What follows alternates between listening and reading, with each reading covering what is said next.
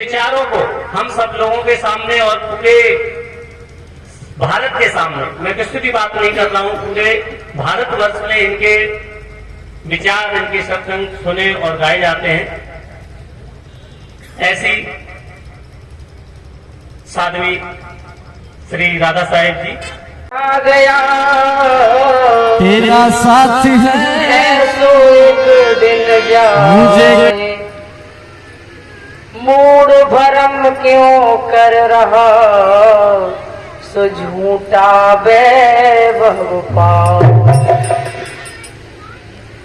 आज काल कई में अस्थिर नाय शरीर, कहे कबीर कसबाच हो सो काचे वासनी, कि जन्म की मैली ओढ़नी सतगुरु मैल छुड़ाई, मैल न छूटे बावरे चाहे यज्ञ करो दिन रात। परम पूज्य संत सरोवर सतगुरु कबीर साहब जी हमारे हृदय में ज्ञान का दीप जलाने वाले सतगुरु श्यामल साहब जी सभी संतों का परिचय बता ही चुके।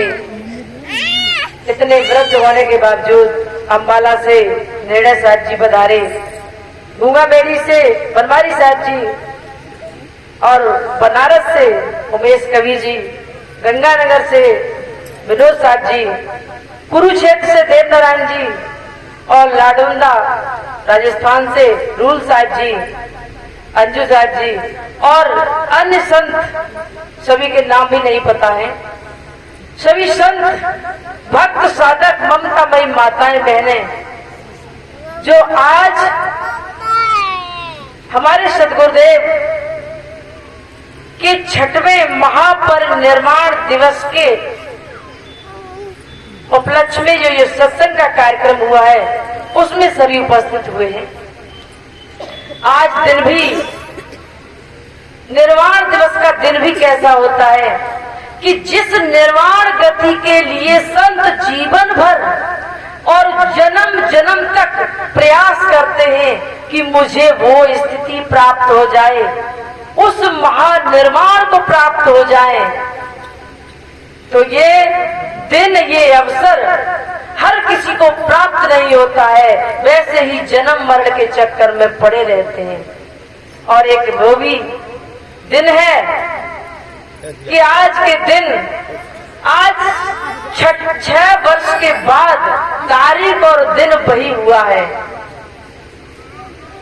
मंगलवार को 21 तारीख को गुरुजी ने शरीर छोड़ा था और बुधवार को 22 तारीख को पूर्ण रूपेण समाधिस्थ किया गया था इसी भूमि में जो समाधि बनी हुई है। समाधि के विषय में जब गुरुदेव से चर्चा हुई कि हमने कहा गुरुदेव हम समाधि आपकी बड़ी अच्छी बनाना चाहते हैं, गुरुदेव सहज में ही बड़े सूक्ति के रूप में शब्द पकड़ा देते थे कि क्या करना राधा, हंसा तो उड़ जाएगा, इस शरीर को गाड़ दो, फेंक दो, जला दो, कुछ भी कर दो, क्या फर्क पड़ता है। ये सब छोड़, बेकार में लोग यहाँ घी, दूध इत्यादि से वो पूजने लगेंगे, दूसरा भ्रम और पैदा होगा। मैंने कहा गुरुदेव समाधि आपकी बनाएंगे और उसमें मुझे साधना करना है। साधना के पर्पज से मुझे समाधि बनानी ही बनानी है और अच्छी बनानी है। जब साधना का नाम लिया तो गुरुदेव चुप हो गए कि तेरी मर्जी, जो करना चाहे। साधना के नाम पर तो हम कुछ कह ही नहीं सकते, वो कोई भी स्थान हो।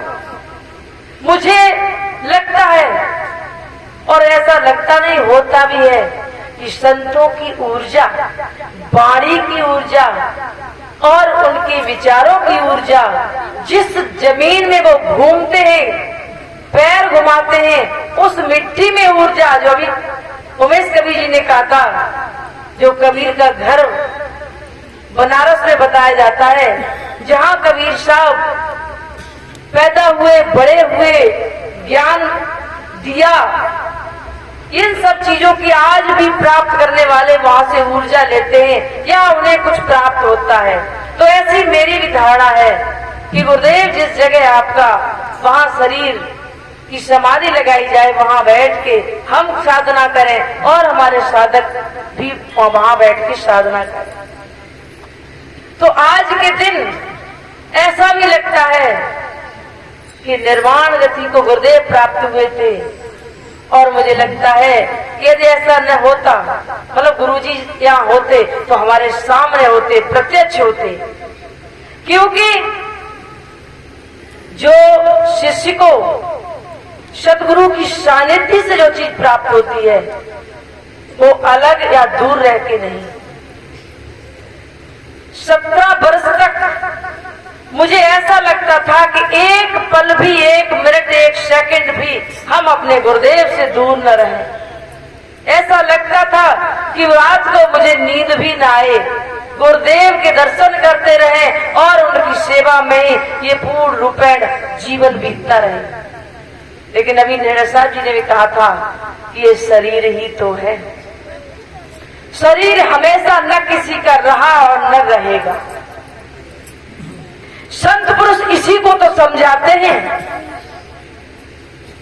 कि आया था वो चला गया, है सो एक दिन जाए, मूड गर्व क्यों कर रहा है, झूठा वैभव पाए। झूठा वैभव क्या है? जो तुमने अपना साम्राज्य इकट्ठा किया है, यही तो झूठा वैभव है। इस तन का झूठा वैभव है, ऊंचे मकान का झूठा वैभव है, सुंदर पत्नी का ये झूठा वैभव है। आप सोचते हो हमारे इतने इतनी संतानें हैं, इतने इतने पढ़े लिखे लोग हैं, एक बेटा अमेरिका में, एक जर्मन में, एक फ्रांस में, एक रूस में, और क्या आप कहाँ रहते हो? हम वृद्धाश्रम में रहते हैं, वृद्धाश्रम में रहते हैं। यही तो झूठा वैभव है। उस झूठे वैभव के लिए गुरुदेव संकेत करते हैं, बार बार चेताते रहे हैं। इस क्षेत्र में और करेल के क्षेत्र में गुरुदेव ने बहुत मेहनत की, रात दिन भोजन की भी चिंता नहीं और कुछ नहीं। और सबसे बड़ी बात थी कि त्याग, गुरुदेव के अंदर मोह और माया दोनों का त्याग था। परिवार छोड़ने के बाद कभी भी परिवार से मोह नहीं किया, उधर मुड़ के नहीं देखा। और माया क्यों ने धन दौलत इत्यादि किसी भी प्रकार की, चाहे शरीर की हो, किसी भी प्रकार की कोई माया मैंने कभी उन्हें व्याप्त नहीं देखा। हर चीज का त्याग, और जब तक वस्तु उनके पास है तब तक उसकी बहुत अच्छे से केयर करना, सेवा करना। वो निर्जीव चीजों के प्रति भी सद्भावना रखते थे। वो कहते थे कि इसमें अभी थप्पड़ मार दो, पैर मार दो, जैसे फेंक दो, मानते हैं कि निर्जीव है, लेकिन ऐसा दुर्व्यवहार करने वाले तुम तो चेतन हो। या तुम इसके साथ दुर्व्यवहार कर रहे हो, इसका मतलब तुमने उस चेतन को समझा नहीं। वो प्रेम कहाँ समझा? एक बार एक संत के पास एक शिष्य आया और उसने बड़ी तेज से दरवाजा मारा। दरवाजे की बहुत बुरी आवाज हुई, जूते अपने पटक के दर दर फेंक दिए, कुर्सी को बहुत बुरी तरह खींचा और कहा महाराज मुझे दीक्षा दे दो।